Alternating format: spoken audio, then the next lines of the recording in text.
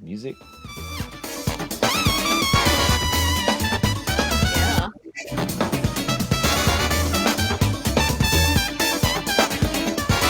Yeah, that's Power's new stuff. All right. So here we are. Welcome to my show today with Lynn Keller. And you can wave at everybody. I can And wave at everyone with both hands. Okay. all right. So now my little housekeeping bit is when you watch back, everybody's going to hear and see everything we're doing now, but they aren't seeing that we're doing it live until I go into Facebook and make it live, right? Because right now they're seeing only me. I'm on Okay. now. It's public, and now we're live. So I did that. I'm getting to that quicker than in the past. The first couple of times it took me a couple of minutes, but now we're live. Lynn, I'm so happy to have you here. I'm thrilled to be here and I'm so excited watching you do this new chapter. It suits you. Uh, y- yeah. So I got to tell you, I'm not feeling all that well. I don't have mad cow, but and I'm no corona thing. But I woke up this morning with a bit of a tummy ache. So I want to make sure that you, you I don't want to get you sick. All right. Thank you for thinking of all of us out here. All right. So to start with, I'm going to put up your website, and Great. I'm going to switch us around. So you're solo, and then I'm going to put you over there. There. Now they're seeing only you, so I can. Oh my God. All right. Well, I'll put me back up, but I just want to have it so that's there. See, I'm getting good at this.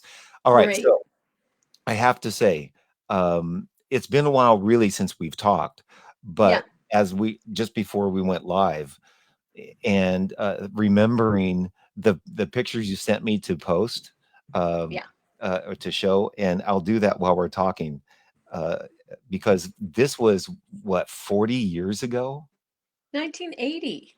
Oh my god. Yeah. These were precious, precious times. Okay, so now that you're talking, I'm going to show these, and uh, there's you, and you can't see this, but everybody watching can see this. And this is you on the circus. And how old were we then? I was like, Well, I was 24. oh my god, I was 20. I must have been like 22 or something. So, and then the next picture you showed me, you sent was me, and there's me. There you were. And you were always so dedicated and diligent and such beyond a really great player, but just a sweetheart of a person to be around. And we were all in very close quarters. We were traveling with an Airstream and a station wagon. And let's show your sleeping quarters. So as people look at my sleeping quarters, we fondly called this the egg. And you'll notice a couple things. On the inside, it had a bed and a closet and a tiny little vanity mirror. So that was great. So one day when we were in Arizona touring, as you can look at the egg, you will notice the back end of it is slightly curled up. Well, we were following it, and I saw my sheets coming out of the back of the egg as the wall of the egg had fallen on the back tire and caught fire. So I we remember pulled that. over and I ran in and got my belongings out of there and no longer lived in the egg. It's now somewhere in history in Arizona. The funniest thing about that is if I remember right, is that when that happened, the as protocol for the circus is if something like that happened, you just pulled over to the side of the road and then just left it on the side of the road. That's what we did. That's exactly what we did. It was smoking. You're grabbing your stuff, and we just left it on the side of the road. And I'll never forget Yep. when it happened to the station wagon. Were you there when the station wagon blew up, and we took all of our instruments out of the station wagon and just pushed the station wagon off into the ditch? That, yeah. That Oh, station wagon. So yeah, we were left with the Airstream. right. And so I got to put it, some of the folks from the circus are still I'm friends with on Facebook. Right. Arlene, you remember the elephant trainer's daughter, Oh, right. Darlene? She's married and lives in Florida. We're still friends. Okay. I put the picture of the elephants up there. And and and then the entrance to Circus Vargas. Yep. They're still going, and it's a one ring thing. Have you seen it? Yes. Well, Did do you you remember when we had our one ring circus when it was so cold that day? I think we were in Roswell, New Mexico. And it was so cold that they were afraid, and it was a snowstorm. So they Yeah, were afraid the ceiling was going to cave in, the roof of the tent. right. I So remember we that. had one ring and we tried to play, and they finally got all the people out of there because they were afraid it was Well, gonna cave. didn't the top of the tent collect snow because it was Yep. sort of wet and heavy and started sinking down? Yep. And we did one of those emergency evacuate and just thrown our That's exactly right. Oh man, those I it's so and then here's a picture of the elephants up there and the showgirls that would ride the elephants. Yep. Do you remember when the elephants freaked out and they ran out of the tent? Yes. And stampeded out the front door. That was I don't remember where that was, but it was terrifying. That was terrifying. They just took off. They've Man, had enough of it. man. So you remember Ed Harris? Yeah. And all right. I think the first rehearsal we did was in Tucson, right? With you and Ed Harris and myself. When we came back from, wasn't that when we first started together? Weren't we Yeah. in Tucson? We did rehearsals or something. And Tom Politzer has said that he's been in touch with Ed Harris, and Ed Harris has become this movie writer, orchestrator in Germany. And he's had a really successful he moved to Germany. Wow. That's where he is. Um, Wow. Well, so that's great. circus. Now Yeah. let's go. You have been really active, my friend. You have Yeah. been uh, I want to talk a little bit about your t-shirts though. And I tried to get a picture of the t-shirts, but I wasn't able to. I'm still learning how to do this, but what I can Sure. do is pull up a link to the t-shirts and people can then know where to buy them. Tell me Right. about the t-shirts. Right. Tell me about them. The t-shirts were just sort of a fun thing. 3 years ago, we released my signature bass line, which is through Michael Tobias Design, MTD. I've got And a picture of the base is coming up. oh, This great, I was able to get that, and I also put up a link to his website as well. great, great. Okay, so continue. I'm sorry for And interrupting. so the t-shirt was just an idea of something extra for people to have. If they had one of my bases and they wanted a shirt, they could order one. I've had a lot of friends that have said, we want a Lynn Keller t-shirt. And I designed it just to be a fun thing. It's basically an image of me. And so a lot of friends and family have bought them, and it's always shocking when I see somebody wear it because it's an honor and I'm thrilled. And but I also all the proceeds I donate to City of Hope. So that was sort of the impetus. I'm a supporter of City of Hope.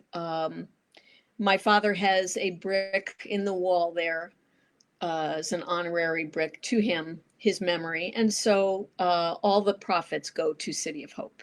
And is City of Hope, is that a Los Angeles based? Um, Duarte, yes.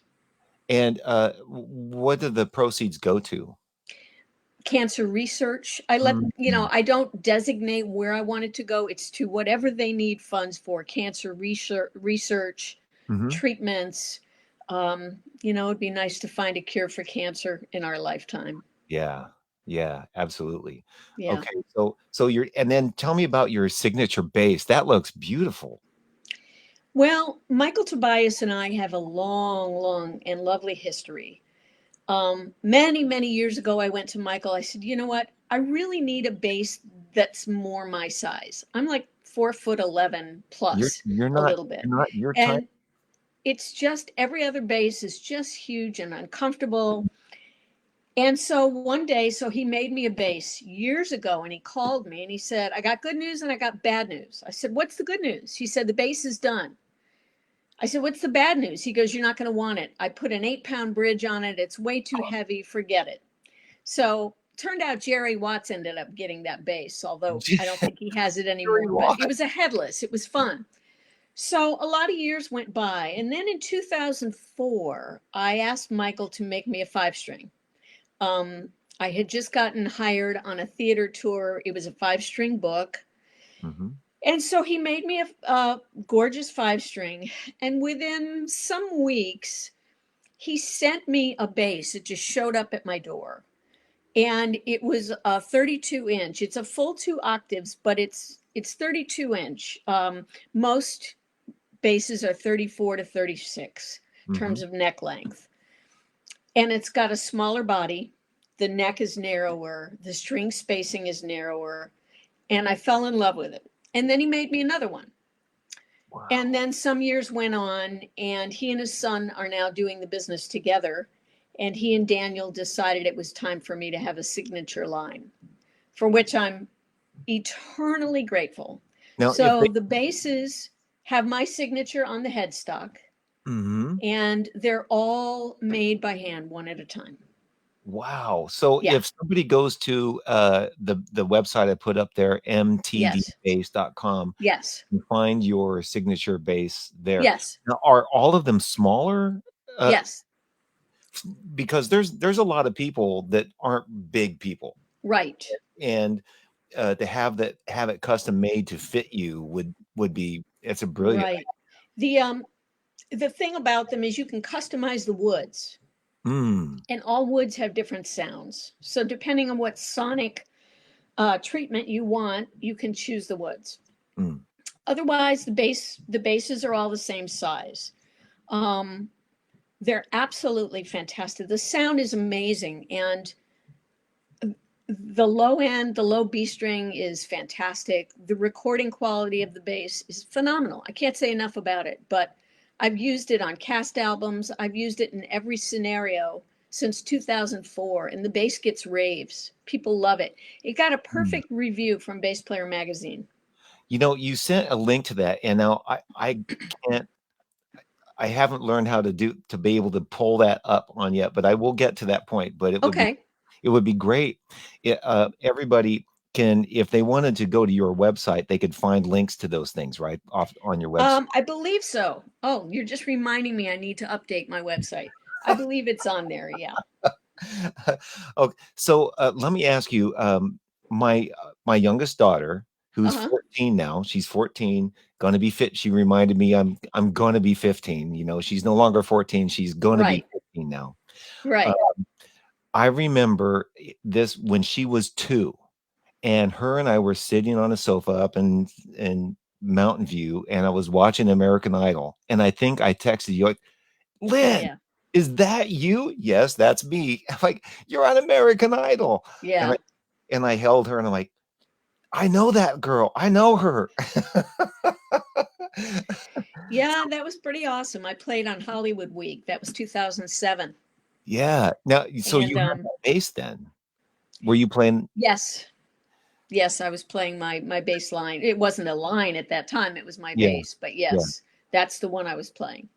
Wow. And it's And yeah. you mentioned you had that, made when you were about to go out on tour, and what was your tour you were gonna do? That particular tour, that was my first official theater tour, Broadway first national tour that I was hired for. I was hired for first national tour of Little Shop of Horrors. So I did Whoa. that 2004 to 2006 and toured the US. Oh, man. Yeah. And that is got to be just about as rough as circus. Theater life's a different kind of life. Right? No, I only know I haven't talked to a lot of people that, other than John Mader, who's doing the house here Hamilton. in Hamilton, but my daughter, before she landed in Broadway and doing Chicago, she did a tour of Matilda, and Oh yeah, the stories that I would hear about how what it's like, the little moving town of, you know, like Peyton Place, you know, little gossipy kind of things that are happening all the time. You experience, you know, it was like that a little bit on the circus, but right. the tours, the Broadway shows, those are really, those can be rough. Well, it's, they don't call it drama for nothing. I mean, basically, it's like living in a small town.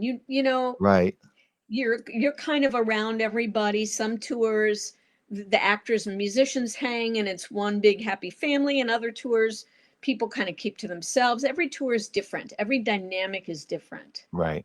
So when Yeah. you now that I know that you do those, I know you've always been a good reader, but reading, and this is one thing that these conversations that I've been having with people, if Yeah. an aspiring artist or musician watch these, just in our conversations, there's so much that they could learn from folks like yourself, and what you had to go through and what you need to be able to do in order to do all those gigs. Right. You not only need to sound good, but you need to be able to read. Like, Yeah. Well, you have to read. There's so many skills involved. Not just the reading, but learning how to watch a conductor and watch your score. It's like a classical application of pop music if you're doing a pop show. But and you have to be attentive if an actor skips a line or whatever, your conductor is going to tell you where to go. You have to be on it. Um, the other thing is being able to duplicate perfection eight mm, times a week. mm, And on your one day off a week, which is Monday, that's your travel day where you go to the next city and you stock up on food for mm, your mini fridge and have a dinner and then start again on Tuesday. So, I mean, the level of focus is really, really intense. And it's mm, not for everybody. There's great things about it because it really helps you hone in on your skill and your technique and just becoming absolutely consistent. It's very mm. important. Consistent. So, George was mentioning this a little bit last night, and this is going to be, it's appropriate for this too. Is no matter what shit you've been going through when you're doing the tour, no matter how tired you are, no matter how awful something has been or good, it doesn't matter. The audience doesn't know that. The audience only Right. sees, they expect a certain product. So no matter what you're going through, you have to, like you were saying, stay consistent in order to make sure that that stays at the level it always is. Right. And there's a little bit of pressure that goes along with that. I'm Oh having yeah. pressure just doing this and trying to make sure this gets pulled off. Yeah. There's a tremendous amount of pressure. I mean, you have to, I talk with other guys about this kind of thing, about forgiveness, forgiving yourself if you make a clam, Mhm. and allowing it to be, okay, well, I'm human, that kind of thing. Right. Know that you're there for the audience. They've paid a lot of money, and what you're showing them is 2.5 hours of wonder. Mm. They're coming to see magic, and you're providing that. You're And, providing that.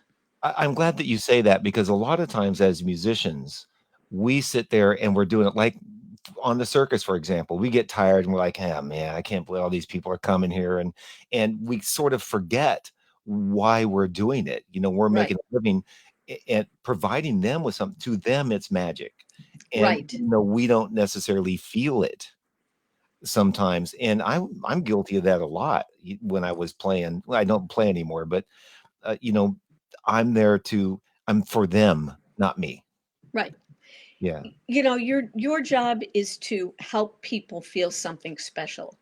And Mm, if you're good at what you do, if you're a good musician, you can put that out there and help someone to feel something they hadn't been feeling, get in touch with their heart, get in touch with their love of music, get in touch with the people that they're sharing that experience with.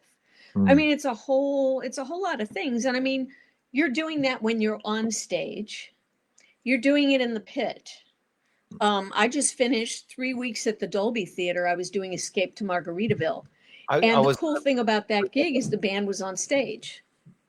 yeah. And I've never done a Broadway show where the band was on stage. And that was absolutely a blast. It was so wonderful. I Did you get to loved it. interact did you get to interact with any of the characters then? Yeah.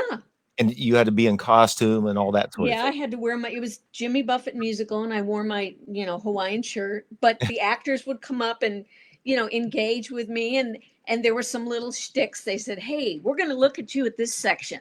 So make a face."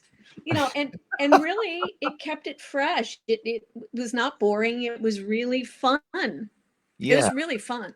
yeah, Yeah. was there a potential for that to keep going? Wasn't it supposed weren't you supposed to do a tour or something with that? Well, it is on tour. It's a non-union tour, unfortunately, Mm, and I will say unfortunately. Um, so because it's a non-union tour, the musicians that tour with it were not allowed to play in LA. oh, So they hired union musicians to play the tour in LA, to play the show. mm, Um, I was very grateful to be a part of it. I had flown out this last October to cover it during an emergency scenario. So I did it for mm, a week. And they were hopeful that the contractor here would hire me because I was one of the people that would know the show. mhm, The steel drummer, Russ Henry, is an LA local. So he tours with it, but mhm, he's here. So he was able to play. So that was great. But yeah, so it did go out on tour for about a week before it got closed down because of the mhm, virus. So, yeah. That the whole virus thing is, and I say this to everybody that we talk about uh-huh. uh, uh, that I'm talking to is we are the workers among the musician world, the gigging world that has now all of a sudden been in the spotlight. Right. Thank you for actually for making people aware of that because I think up until now, when people would go to Broadway and they'd see the show or they'd see and always mention guys like Justin Timberlake and Beyonce or whatever, no, everybody just thinks of that as that's the musician world, that's the gigging world. They don't understand that there are thousands of us that are just here doing things day to day that aren't nobody knows about that instantly lost. We were the first people to lose our gigs.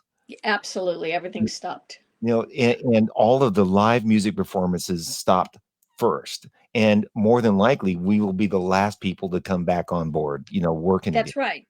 That's how I see it as well. Yeah. Right, and the unfortunate thing is and I'm curious to see how this whole package turns out. As a matter of fact, I'd like to if I could ever find somebody who really knows about all of the stimulus package, what is in store for us as musicians, I'd actually like to do a real show about that in order to for all of us to maybe understand Yeah. what we're gonna We got get. an email today from the AFM Mm, talking about it, giving us basically the breakdown of what's kind of what we're going to get. And they said they would further instruct how to go about it. oh, that's nice. So I can make sure that you have that Yeah, well, I'm not information. a union I haven't been in the union since, like, forever ago, Sure. Sure. and I avoided it. I've tried here's the thing is, I spent a lot of years trying to stay a little bit off of the grid of all of that stuff, and I'm kinda paying the price for it now, but there's a lot of guys like me that have Yeah. made a reasonably comfortable living not being involved in anything other than just playing some clubs and playing some bands. Right. And, there's a bunch of those kinds of guys, and as a sound guy, I've been on that same circle of people making a pretty decent living, pretty comfortable, but the Right. minute it stops, I'm toast, Right. you know? Right. Yeah. So, Well, the union thing, and I have to hand it to my father. My dad was a lifetime member what of the what did your musicians dad union. play? He was a sax player and singer, and he doubled on woodwinds and Mm, flute, and he sang well, and he had his own band in Chicago and played in big bands and did that for most of his life. And then when he stopped gigging, he did payroll. He had a payroll company for musicians and talent, and mm, also did taxes for musicians. And so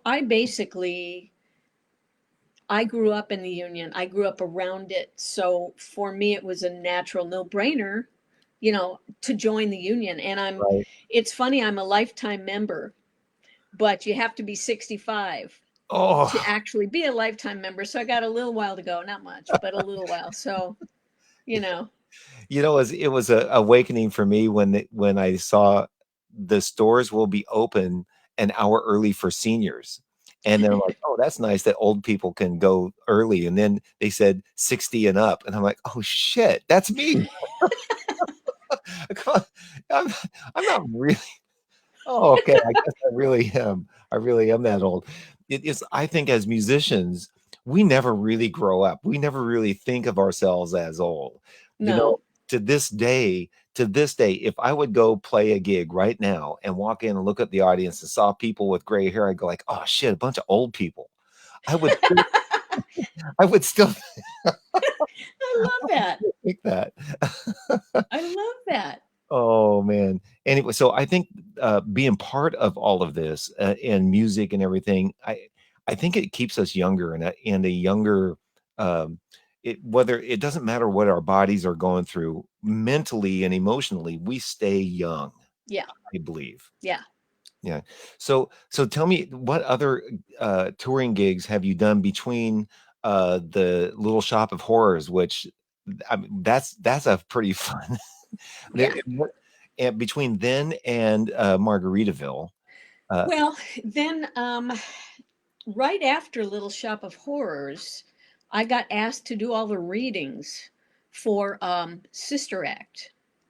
So I did all the readings here and in New York of Sister Act.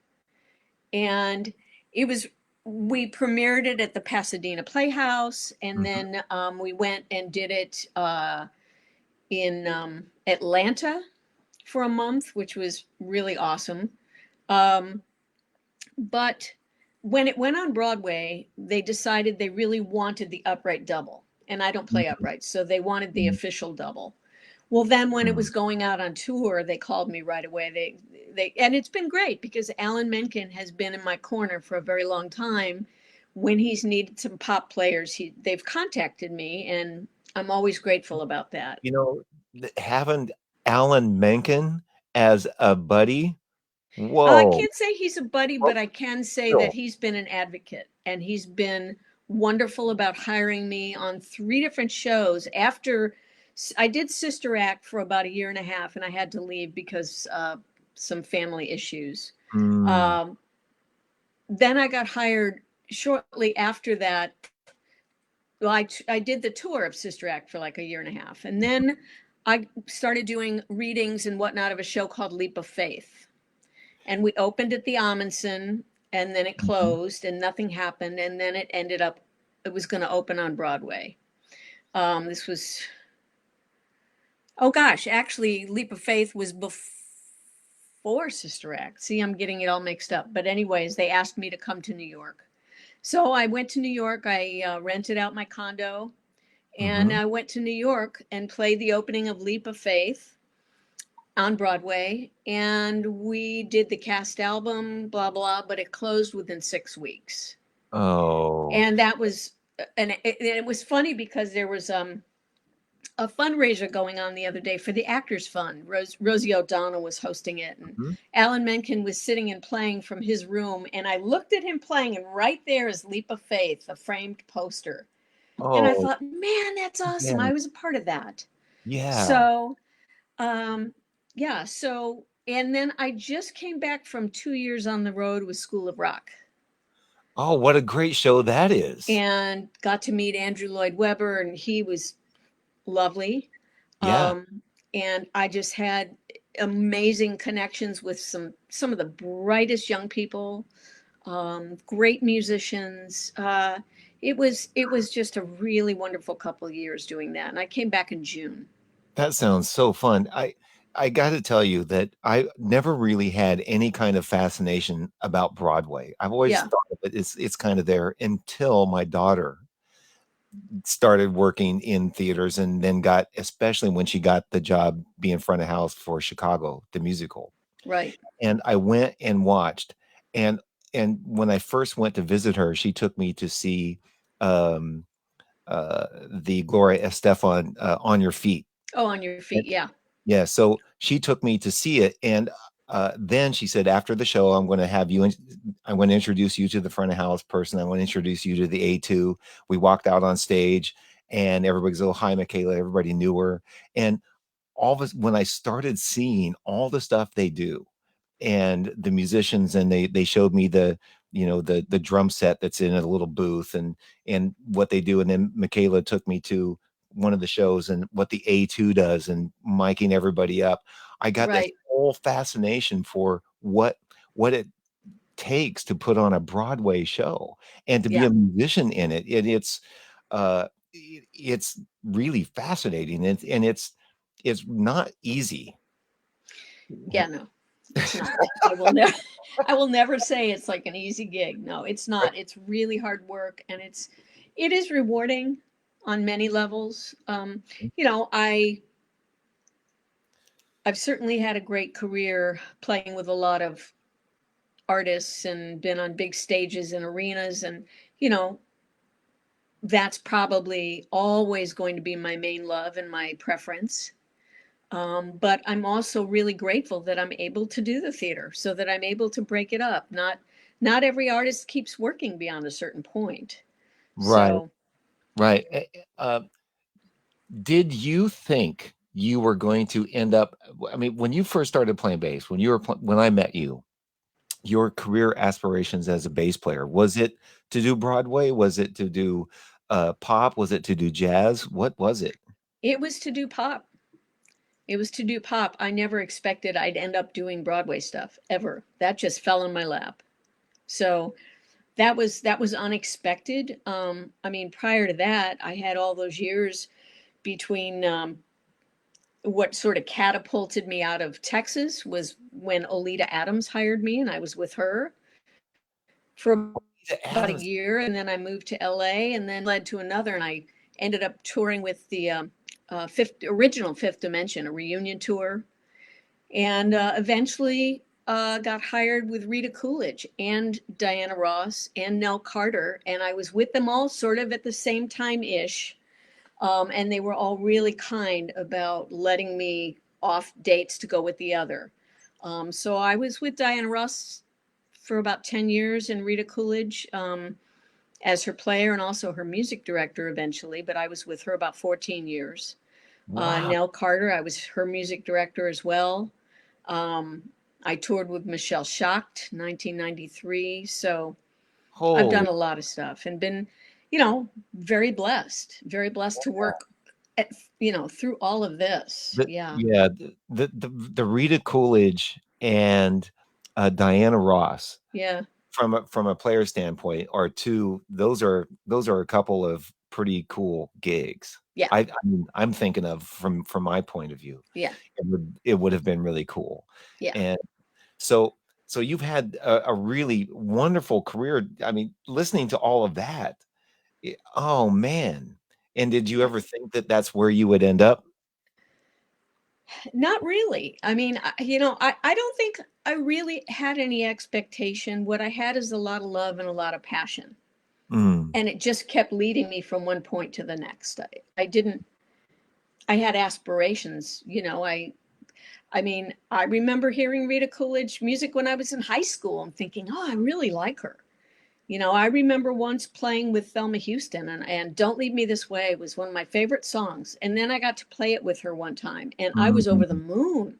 yeah. So things like that, I was just ecstatic about the opportunity and how cool it was. You know, I've known one thing that I remember about you, and I've known you for a while, and when we were on the circus together, Yeah. we had a lot of really heart to heart talks, Yeah. like We you and I did. just did 'em. And I kind of have a tendency to wear my heart on my sleeve a little bit. I'm a little sensitive, and the thing that I think that I get from you is your emotional and sensitive, and always want to be good for people, and your um, want to do well, and how you connect with people is one of the reasons why you people hired you a lot, because they like who you are, and you were always saying you were doing it just for the music. And there's an attitude amongst people that actually survive and sustain a career that has Mhm. nothing to has a lot to do with how we are as people. Yeah. It's great that we can be good players, but Yeah. just being a good player doesn't really get you a long career. It, No. right? But No. I've so, seen that. yeah, so I've seen that. what gets you a long career is being a good person, and the relationships that we build. And you, as well as a number of other people that I've been talking to, are the kind of people that have these wonderful careers that nobody really knows about. The public, we have family and friends, but Sure. uh, the public don't understand that this is an artsy career that we like and we Oh, love. right. And, It's absolutely true. and Absolutely true. and we don't get rich from it. We just Wouldn't but that be nice? right? Wouldn't it be nice if we actually got rich from it? Uh, wouldn't it be nice if the true creative people actually were able to get rich, and the people who weren't creative people had to really work at becoming us? Well, overall, it'd be nice if things were just more fair. That's all. Right. Well, yeah, a little more You know? fair. So I want to just throw this out there, just because I can. Sure. I'm going to uh, put up a phone number just in case anybody is watching and wants to call in, because I can take a call. Oh, So, sweet. Okay. so if somebody decided that they wanted to call in, they could call in. And so I put the number up, and people are going to be able to see it. If just on Nobody's really called in yet. Somebody called in the other night, but they weren't calling in to call in the show. They just were calling me. Yeah. I said, "Oh, now you're going to have to talk." Okay, so I just put my phone number up, and so somebody could actually call in and ask you a question about Okay. uh, the things you've done in your career. And then I usually take this up to, as long as we want. We could talk for 2 hours. We could talk till we're done. But I have a question about, is your signature bass that you taught, is that one of the basses that's behind you there? Yes. Actually, yes. In fact, I can grab this so you can actually see it.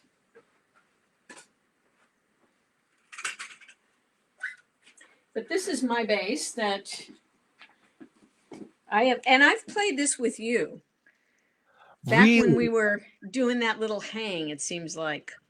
What was that Oh, little place on Lancashire a few years back? Eclectic Cafe, the Eclectic Cafe. Oh man. right? Oh yeah, But yeah. this is my child. That's beautiful. What Thank kind of you. wood is that? It's mahogany with maple top, flame maple top, Is rosewood there neck, maple on the back.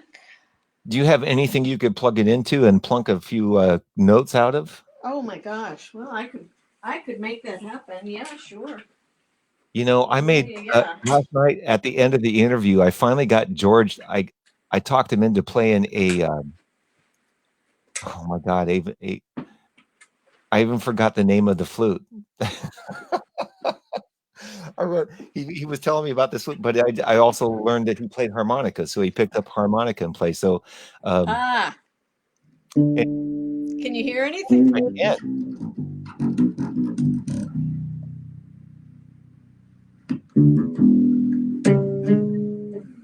Yeah, it's just a great bass. It's hard to hear across the Yeah, computer waves, but bass never really carries through, but still no. we can hear it. What I would, as a sound guy now, what I would really like to do is be able to hear it when I'm running sound through a nice system, and Yeah, somebody comes with a nice amp or a nice bass, and be able to hear it. I can really tell the difference, sonically, how different basses sound, and right, the tone of them, and how right. much EQing I got to do. And I would love to be able to work with the sound of the bass. Yeah, I mean, a lot of the theaters are very specific about sound. Mm, They used to be very Fender oriented. Now, and then they went to Sadowski's some years later, and mm. Sadowski was kind of the standard of the industry, unless there's like Ain't Too Proud, which is going to be more of a Fender sound, all that kind of thing. Um, Hang on a second. Somebody's yeah, calling. I don't know whether it's. I want to see who it is. sure. This is Angela King. Angela King. Oh, Yes. it's a friend of mine. It's a friend of mine calling in. Oh, sweet. Tell her I said hi. Oh, Lynn Although we said, don't know each other. no, you don't know each other, but I think she can hear you. Angela? Yeah, can you hear me? I can. Can you hear her, Lynn? I can hear Yeah, her. I Yeah. can. Okay, so do you have a question for Lynn, Angela? Yes, I do. You know, Okay. I'm kind of tuning in late. Okay. All right. Okay, and it looks like there's a delay on the podcast. There is. There's a delay from what you need to turn your sound down on Okay. your Facebook and just talk directly to us. All right, here's my question. Actually, I joined the conversation late, but I'm kind of curious because there's not a lot of female musicians that are spotlighted. So I'm kind of curious about her influences, where she, what she got. What was her first moment where she just thought, you know what, I want to do this? Who was it? A guy? Was it a girl? Who taught you how to play, and who let you play? Is what I want to know. So there's my question. Well, as far as my early influences, I was a flute player. And so musically, I was very influenced by classical stuff. And back in the mid 70s, a dear friend of mine had this rock band called Ms. Conception. And she said to me, "Do you want to play bass in it?" And I said to her, "Well, what does the bass do?" And she said, so they explained what the bass role was, because I was playing keyboards and whatnot in the band, and I just wasn't hip to bass really. And I started listening to a ton of stuff, and eventually picked up the bass to play in this band, and I never put it down. And that's when I was 19. So there's been many influences in my life, many players that I absolutely love, a lot of music I love. It's a pretty rich bass world. What was the first album you ever bought?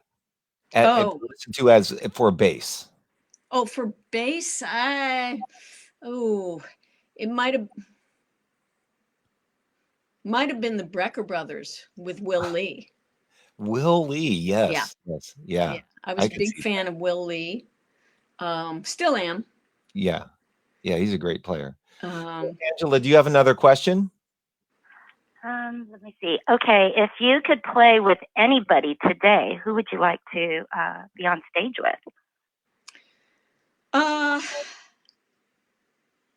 Amos Lee, Brandy Carlisle.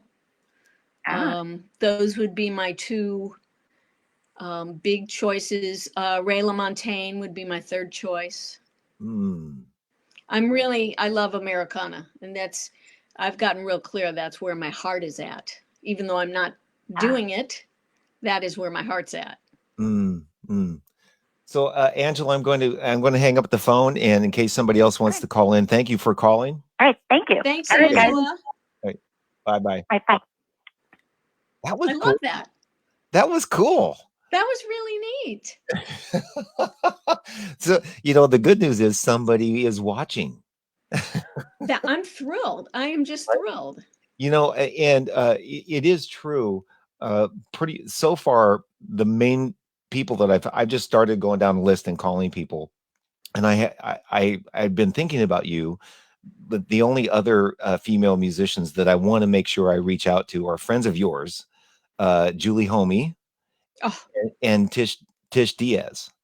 I think Julie and I just did School of Rock together. She was on that with you. Yeah. Oh, you know what? I think I knew that. Yeah. So I want to get them on too, because there's not a ton of Well, no, I take that back. There are a lot of younger females coming up and starting to play now and getting notoriety. There's more, I get concerned that they're more pigeonholed and not, Mhm. they haven't broadened their spectrum to allow them to work. Oh, Um, and, you know, I'd like to see women that are able to do like what I do, to do the whole gamut of pop and theater and all that church. I do a lot of church work and stuff like that. So, you know, that's a good point, and you got to be well rounded. I talked to a lot of people when I first started. What I was told, if you want to work as a drummer a lot, Uh there's a huh. lot of things you need to know. You need to know how to play every style. You need to verse yourself in all the different styles of music, and you need to learn how to read. You need to become a well-rounded musician. Yeah. You know, I excelled at parts of all of that, but what I've noticed, there aren't a lot of musicians that come in as wanting to learn a musician for music's sake and all of the styles. And like you were just saying, for somebody to be at a place where they could go and do a Broadway show or be called to do a session or be called to go play in this band Right. Right. oh, it's a Latin band. Oh, I can do that Uh because huh. I know the grooves, I know the feel. Right. Right.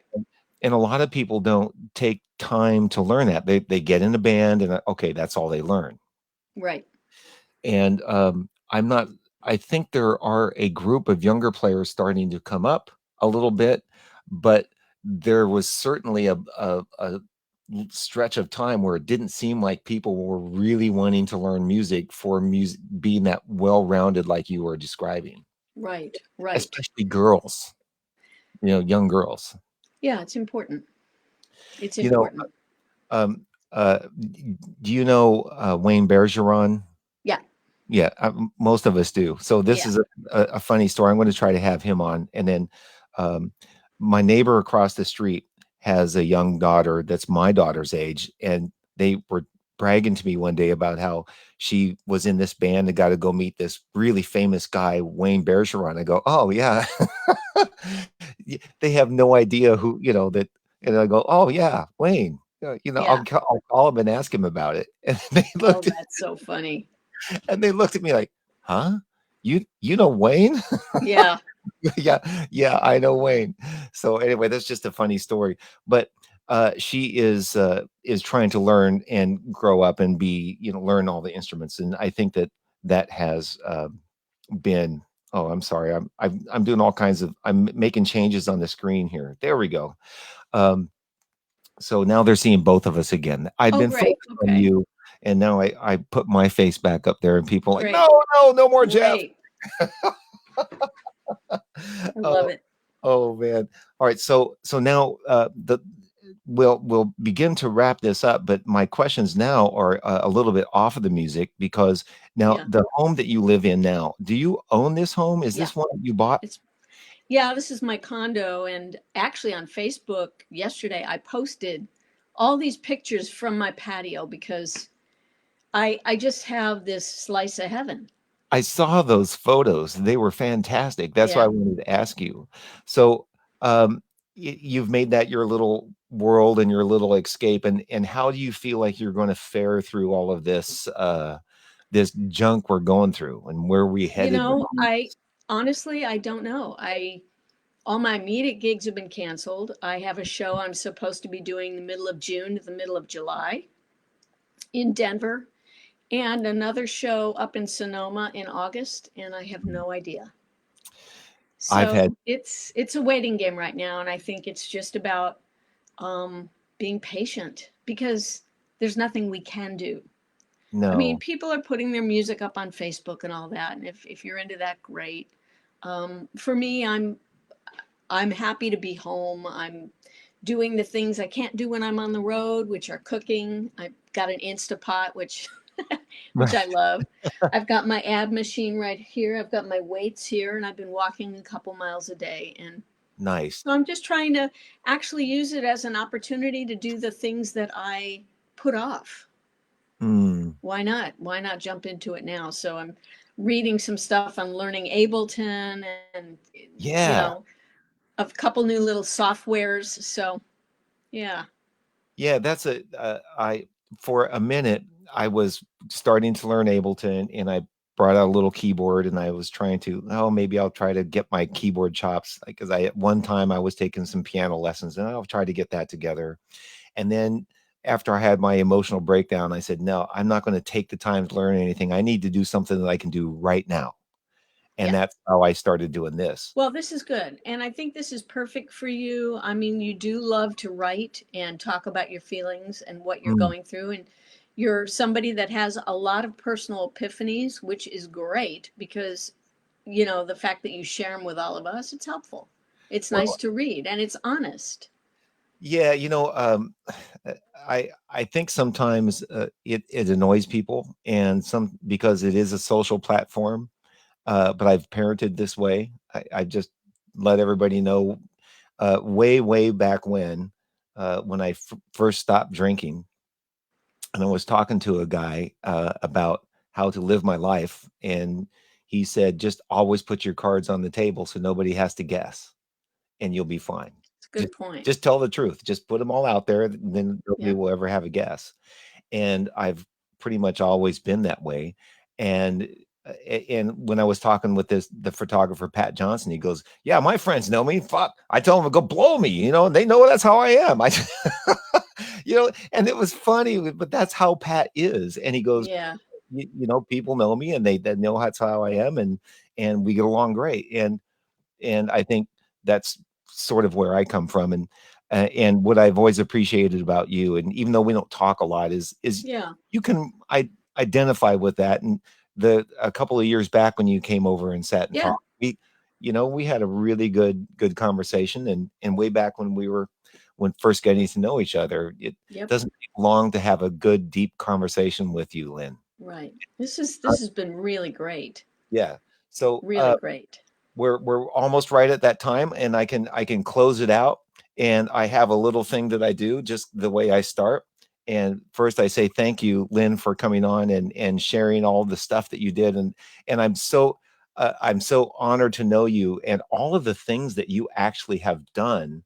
What I kind of know, and I kind of pay attention through Facebook, but Yeah. I have my own life with my kids. But Of course. reflecting back through your career with you right now, with all Rita Coolidge and Diana Ross, and doing Little Shop of Horrors and all those things.